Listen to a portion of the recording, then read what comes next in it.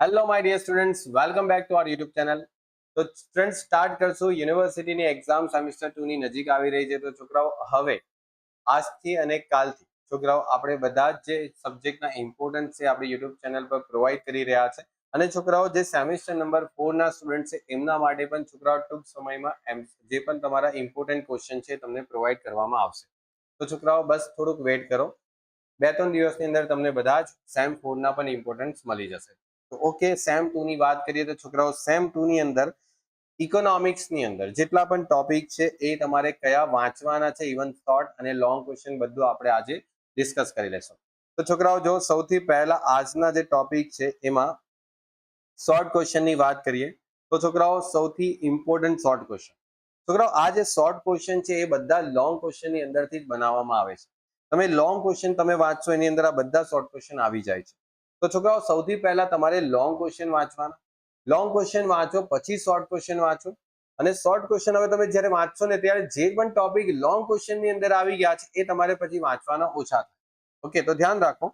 પૂર્ણ હરીફાઈમાં સમતુલાની છોકરાઓ શરત, છોકરાઓ બે શરત છે, યાદ રાખજો, બે શરત છે, વાંચજો. ઓકે, ઈજારાના લક્ષણો જણાવો. છોકરાઓ ઈજારાના લક્ષણો. અને છોકરાઓ ખાસ વાત એ કહું છું કે તમે જેટલા પણ બજાર તમને પૂછ્યા છે તમારા સિલેબસની અંદર, ઓકે, જેમાં સંપૂર્ણ હરીફાઈ વાળું બજાર છે, ઈજારા યુક્ત હરીફાઈ વાળું બજાર છે, પછી ઈજારા વાળું બજાર છે, પછી જે પણ બીજું એક બજાર છે ને, આ બધા બજાર જે છે એ તમારે શું કરવાના છે, વાંચવાના છે. એની વ્યાખ્યા, એના લક્ષણો બધું વાંચી જાઓ. કારણ કે દરેક બજારના તમે સમતુલા વાંચતા પહેલા તમને એના લક્ષણો ખબર હોવા જોઈએ. જો તમને લક્ષણ જ ખબર નહીં હશે તો તમે સમતુલા કેવી રીતે કમ્પ્લીટ કરશો? ઓકે, તો છોકરાઓ ઈજારા યુક્ત હરીફાઈના લક્ષણો. ઓકે, ઈજારાના લક્ષણો, ઈજારા યુક્ત હરીફાઈના લક્ષણો. પછી છોકરાઓ વણ વપરાયેલ ઉત્પાદન શક્તિ એટલે શું?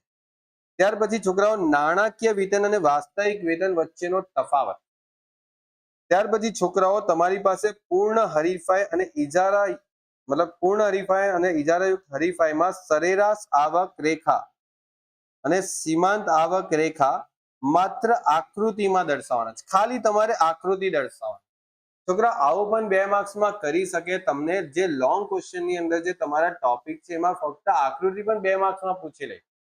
તમને એવું પણ પૂછી લે ખાંચાવાળી જે રેખા ખાંચાવાળી જે છે આકૃતિ, યાદ છે ખાંચાવાળી? ઓકે, તે તમને પૂછી શકે છે. એને થોડુંક ટૂંકમાં સમજાવવાનું પણ આવી શકે છે. બરાબર. છોકરાઓ જોખમ અને અનિશ્ચિતતા વચ્ચેનો તફાવત. ઓકે, ત્યાર પછી છે અલ્પહસ્ત ઈજારાના લક્ષણો. છોકરાઓ જો અલ્પહસ્ત ઈજારાના લક્ષણો. ઓકે, ત્યાર પછી છોકરાઓ છે મૂડી અંદાજપત્ર એટલે શું? ઓકે, ત્યાર પછી છોકરાઓ છે વાસ્તવિક વેતનની વ્યાખ્યા. ઈજારો એટલે શું અને આર્થિક નફો એટલે શું?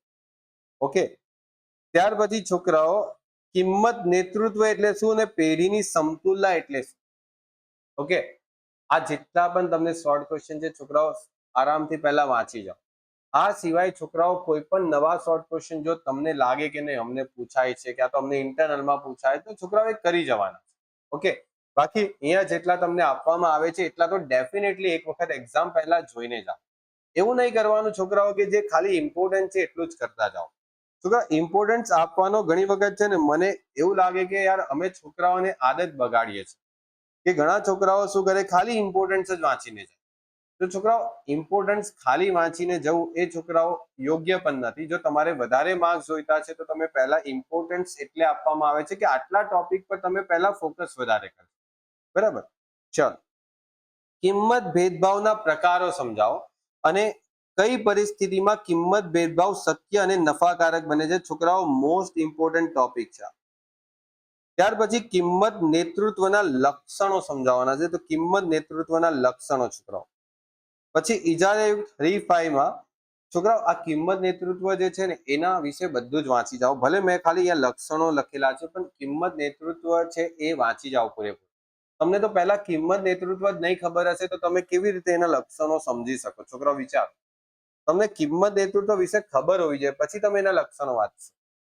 ઈજારાયુક્ત હરીફાઈ વાળા બજારમાં ટૂંકા ગાળાની પેઢીની સમતુલાની સ્થિતિ આકૃતિની મદદથી સમજાવવાની છે. ઓકે, આકૃતિની મદદથી. છોકરાઓ આકૃતિ જ્યાં જ્યાં આવશે ત્યાં બધે બનાવવી પડશે. ઓકે, ખાંચાવાળી માંગ રેખા જેવી છે એની પણ તમને આકૃતિ પૂછી શકે છે. ત્યાર પછી છોકરાઓ મૂડી અંદાજપત્ર એટલે શું અને મૂડી અંદાજપત્રનું મહત્વ સમજાવી મૂડી પુરવઠાના આંતરિક પ્રાપ્તિ સ્થાનો. છોકરાઓ બે પ્રકારના પ્રાપ્તિ સ્થાનો છે, આંતરિક અને બાહ્ય. તો છોકરાઓ આંતરિક પ્રાપ્તિ સ્થાનો અને બાહ્ય પ્રાપ્તિ સ્થાનો, આ બાહ્ય પ્રાપ્તિ સ્થાનો બી એક વખત વાંચી જાઓ, નાનકડા જ છે થોડા ઘણા. ઓકે, પછી છોકરાઓ મોસ્ટ ઇમ્પોર્ટન્ટ છોકરાઓ નવ પ્રવર્તન અને નફાનો સિદ્ધાંતની ચર્ચા કરો. પછી વાસ્તવિક વેતનને અસર કરતા પરિબળો છોકરાઓ આ પણ મોસ્ટ ઇમ્પોર્ટન્ટ છે. ઇજારા હરીફાઈમાં પેઢીની ટૂંકા ગાળાની અને લાંબા ગાળાની સમતુલા સમજાવો. છોકરાઓ આ ટૂંકા ગાળા લાંબા ગાળાની સમતુલા છે ને કોઈ પણ એક બજારની તો પૂછાય જ જશે, એવું ચાન્સીસ ખરા 90%. કિંમત ભેદભાવના પ્રકારો છોકરાઓ કિંમત ભેદભાવના પ્રકારો આવ્યા ને, કિંમત ભેદભાવના આપણે ઉપર શું કરી ગયા, કિંમત ભેદભાવના આપણે ઉપર કરી ગયા લક્ષણો, નહીં સોરી, કિંમત નેતૃત્વના લક્ષણો હતો છોકરાઓ. અહીંયા કિંમત ભેદભાવના પ્રકારો છે.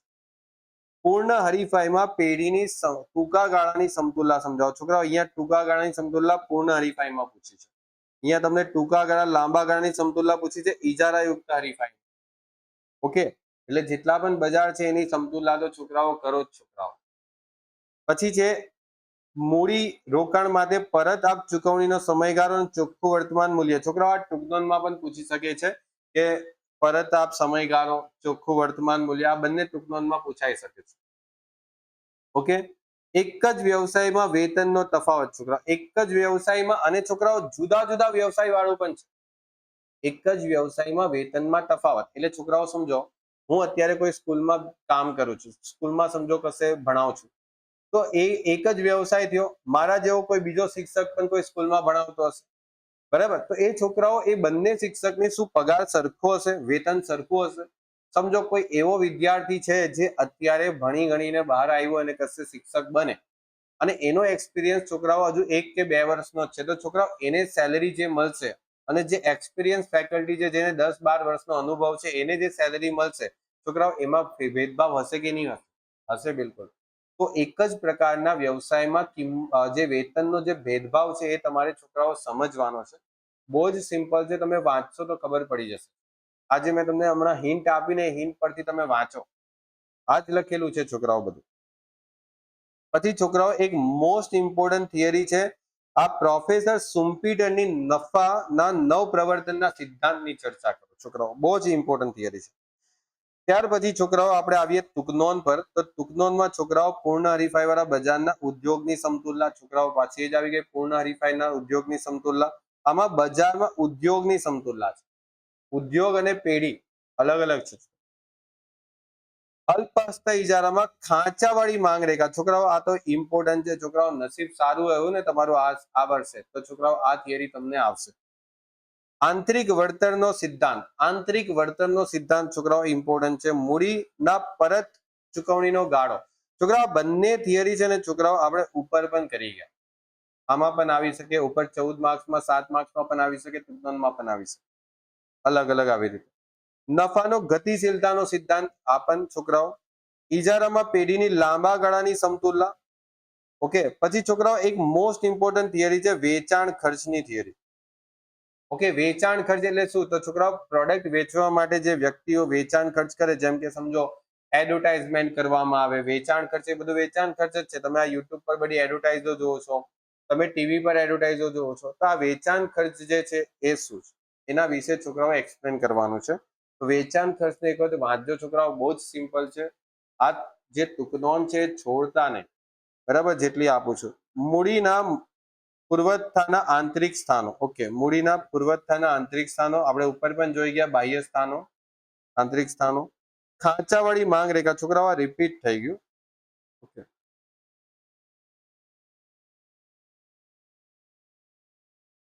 ઓકે, આ રિપીટ થઈ ગયું, ઉપર પણ આવી ગયું છોકરા, એટલે તમે વાંધો નહીં, અહીંયાથી કેન્સલ થઈ જશે. ઓકે, ખાલી એમ પણ પૂછી શકે ખાંચાવાળી માંગ રેખા, અને અહીંયા જો છોકરાઓ ડિટેલમાં લખ્યું છે કે અલ્પહસ્ત ઇજારામાં ખાંચાવાળી માંગ રેખા. તો છોકરાઓ ખાંચાવાળી માંગ રેખા અલ્પહસ્ત ઇજારામાં જ બને. ઓકે, બીજા કોઈ કશે નહીં બને. ઓકે, એટલે આવી રીતે ડિટેલમાં બી પૂછે ને આવી રીતે પણ પૂછે, બંનેમાં લખવાનો સવાલ એક જ છે. ઓકે, ચાલો તો છોકરાઓ સમજ પડી તો આ તમારા ઇકોનોમિક્સના તમને ઇમ્પોર્ટન્સ મેં પ્રોવાઈડ કર્યા છે. છોકરાઓ જેટલા ઇમ્પોર્ટન્સ આપવામાં આવ્યા છે છોકરાઓ એટલા એકદમ સારી રીતે વાંચી જાઓ. ડેફિનેટલી સારા માર્ક્સ આવશે. ઓકે, અને wish you all the very best તમારી એક્ઝામ માટે. તમે બહુ જ સારા માર્ક્સ લાવો બધી જ રીતે. ઓકે, બધા જ સબ્જેક્ટમાં બહુ જ સારા માર્ક્સ આવે એવી તમને બધાને શુભકામના. ઓકે, મળીએ છોકરાઓ નેક્સ્ટ લેક્ચરની અંદર. Good bye and take care.